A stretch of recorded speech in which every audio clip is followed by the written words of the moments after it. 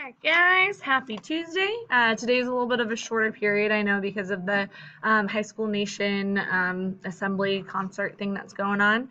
But these chapters are really important, so I'm going to take a little bit of time and go through them with you guys, okay? Obviously, to start out, I had to bring in the picture of my dog. This is one of the more recent ones that I took of good old Grizzly, making himself comfortable on the chair. I'm not sure how he even fits there, but love that dog. They're going to be very excited for me to be home with them this week. But anywho, chapters 13 and 14. So let's start here, okay? So we start with Paul D, right? And this is after the chapter, where it was the encounter with him and Beloved, right? And he feels as though he lost his sense of self, right? Beloved has overpowered him. He feels alienated, right? He asks on the first page of chapter 13, right, near the bottom, he says, "Was that it? Is that where the manhood lay? And the naming done by a white man who was supposed to know? Who gave them the privilege not of working, but of deciding how to? No." And their relationship with Garner was true metal. They were believed and trusted, but most of all, they were listened to. So we have here again Paul D's struggle with what it means to be defined as a man, right? He's kind of comparing his powerlessness in 124 to the powerlessness he felt as a slave, right? And he goes to confront Setha, and he's going to tell her about what happened with Beloved. But, he's looking at her and he says he can't really tell her, "I am not a man," right? And again, it's a struggle with manhood, figuring out, okay, this is how Mr. Garner defined manhood, but what does it look like, right? What does that mean? And he feels this lack of self-worth based on what happened with Beloved, right? And so he decides, instead of telling her, instead of telling Setha what happened, he says that he wants to have a baby with her, right? That'll return him to Setha, salvage his manhood, right? It says that on page 151. It will document his manhood, and it'll break Beloved's hold over him. Okay, so that's his plan. We'll kind of see how Setha responds to that. And we have, a happy moment between Setha and Paul D here, right? They're talking together, they're walking together, right? But then Beloved shows up, she breaks the romantic spell, right, on page 163. She steps away, it says, in stepping away and in front of Paul D, Setha took the shawl and wrapped it around Beloved's head and shoulders, right? Snowflakes stuck now. Paul D felt icy cold in the place Setha had been before Beloved came. And so we have this clear break in Beloved coming between, yet again, Setha and Paul D, right? Again, thinking about what Beloved symbolizes, what this is doing, right? And Setha decides not to get pregnant. She has all the family she needs, right? She says on page 155, "Unless carefree, mother love was a killer." It's going to be foreshadowing to what happens later in these chapters, okay? Setha's mind is moving closer to accepting that Beloved is her dead child, okay? And so we have in these chapters these images of dismemberment, right? Setha scatters animal bones, skins, innards outside the restaurant for the dogs. Beloved in chapter 14, right? It's a really short chapter, kind of an odd chapter, of where she, pulls a tooth out. And this is, she's losing her mother's affections and her power over Paul D, right? And so it's interesting to see how fragile her physical appearance, her physical presence is, and how much she depends on Setha for survival, right? So we have this, we have Setha and Paul D joining together upstairs. Setha says, wants him back up there. There's union, coupling, right? And then downstairs, Beloved is falling apart, disunion, dismembering, right?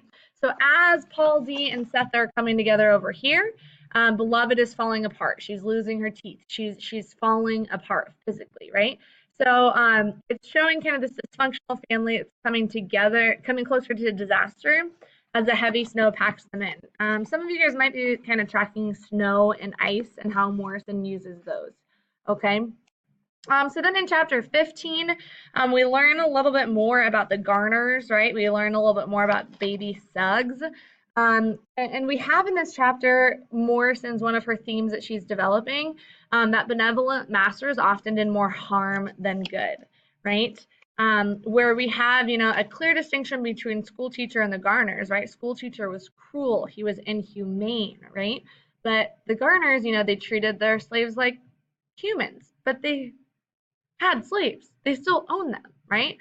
By playing God and creating an artificial haven, Garner ill-prepared his slaves for the shock of a new master, right? So we have Morrison kind of showing how slavery is slavery. There's no such thing as good slavery, right? There's no such thing as positive slave owners, and that's what Sethe says on page 165, right? When Mr. Garner came and thought it's better here, but I'm not. The Garners, it seemed to her, ran a special kind of slavery, treating them like paid labor, listening to what they said, teaching what they wanted known, right? A special kind of slavery, still slavery. All right, and so we have, throughout, I'll go back to chapter 15 because there's a lot that's going on here. We learn with baby Suggs, right? This is where, Hallie had been working to free his mother, had been working weekends, and it's a really cool scene on page 166 with baby Suggs. And she talks about near the bottom of the page, right? Something's the matter. What's the matter? What's the matter? She asked herself. She didn't know what she looked like and was not curious. But suddenly she saw her hands and thought with a clarity as simple as it was dazzling, these hands belong to me. These my hands. Next she felt a knocking in her chest and discovered something else new. Her own heartbeat.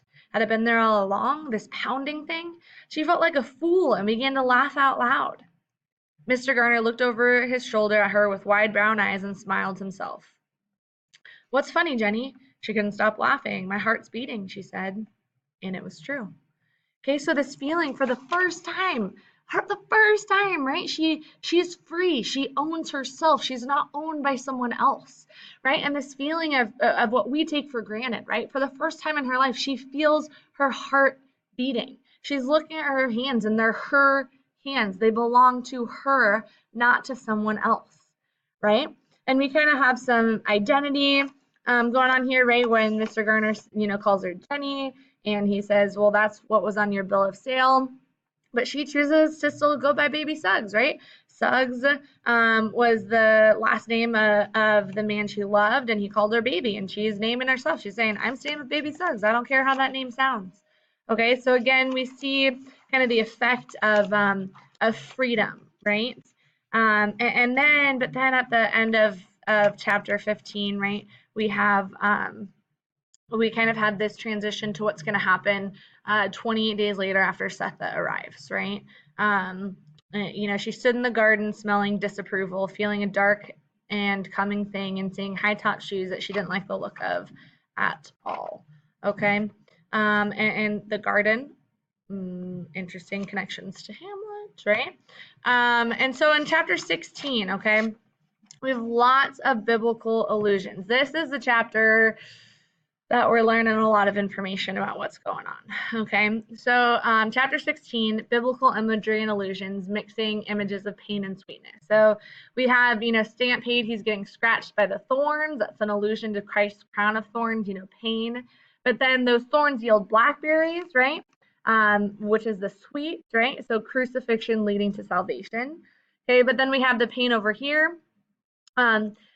Foreshadowing of the Black community's betrayal of Sethe. This is prior to the crucifixion, kind of paralleling the story of the crucifixion. And then we have the feast party at 124, the allusion to loaves and fishes, the loaves and fishes story in the Bible, and the Last Supper. Okay, so we have a lot of biblical allusions here, again, mixing kind of these images of pain and sweetness. Okay, and then we have at the very beginning of chapter 16, the four horsemen. Right? In the Bible, the four horsemen of the apocalypse are embodiments of famine, war, pestilence, and death. Okay? We have here the four horsemen, right? Each white male represents an aspect of inhumanity, each of these men here. So we have the school teacher who studies slaves as breeding stock for sweet home, right? We have the slave catcher, motivated by profit, recognizing the worth of the captives who must be guarded from violence to preserve maximum value. We have the nephew, victim of abuse himself, learns too late about the seeds of violence that he has sown by his abuse of Setha. And we have the sheriff who must uphold an unjust law that sanctions the capture and return of runaway slaves. So I want you to kind of think about, if we go back to these, right? Famine, war, pestilence, and death, right? Which one of these might represent each one of those four aspects, okay? And so, in chapter 16, we see that they show up, and, they show up and they see the scene. This is where we're seeing what happened, right? We have Setha holding a blood-soaked child to her chest with one hand and an infant by the heels in the other, right? And the language that's used in this chapter is different because this is, again, from their perspective, from school teacher's perspective. And so the way that he sees things, the perspective, the language, right? It's different because it's from his perspective. And so it's, again, adding characterization to what he represents, right? And it says, so a blood-soaked child to her chest with one hand and an infant by the heels in the other. She did not look at them. She simply swung the baby toward the wall planks, missed, and tried to connect a second time. Okay? And then at the bottom, this is 175, he says, right off, it was clear, to school teacher especially, that there was nothing there to claim. The three they had hoped were alive and well enough to take back to Kentucky, take back and raise properly to do the work Sweet Home desperately needed, were not. Two were lying open-eyed in sawdust. A third pumped blood down the dress of the main one, the woman school teacher bragged about. Okay, but now she'd gone wild due to the mishandling of the nephew who'd overbeat her and made her cut and run.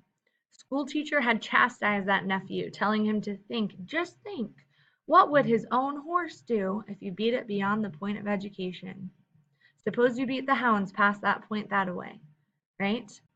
He'd be feeding them, maybe holding out a piece of rabbit in your hand, and the animal would revert, bite your hand clean off. Keep going down, and he's saying you just can't mishandle creatures and expect success. And so we see, from school teachers' perspective, the literal dehumanization of Setha and Howard and Bugler and Denver and Beloved, right? He looks at Setha and he sees what she's done, right? And we see that she killed Beloved in order to keep her from going back into slavery, right? And school teacher is just looking at this as an animal that was abused, an animal that was mistreated, and is now no longer of worth, right? Is no longer worth bringing back because she went crazy, right? Again, the animalistic imagery and the animal parallels that Morrison is using to emphasize how horrific the institution of slavery is, where a human is valued as less than an animal, right? And again, this chapter is hard to read because reading it from school teacher and from his nephew's perspective, and reading this way of thinking and this way of seeing human beings, right? It's not easy to read. Okay, and we have, as we continue the aftermath of this, right? Baby Suggs, right? She's figuring out, we know now that this is what made her snap. This is what brought her from preaching in the clearing, right? From being out there, from bringing the Black community together, from saying, love yourself because no one else will, right? This is what brought her from that to laying in her bed, contemplating color, right? A complete shift. This is what sparked that, right? This is the event. This is what happened. Seeing Setha, to Setha, it was better for her child to be dead than to be a slave. It was better for Beloved, and she was fully intent on killing the rest of her children before they stopped her, right? It was better in her mind, it was more loving for them to be dead than for them to be slaves.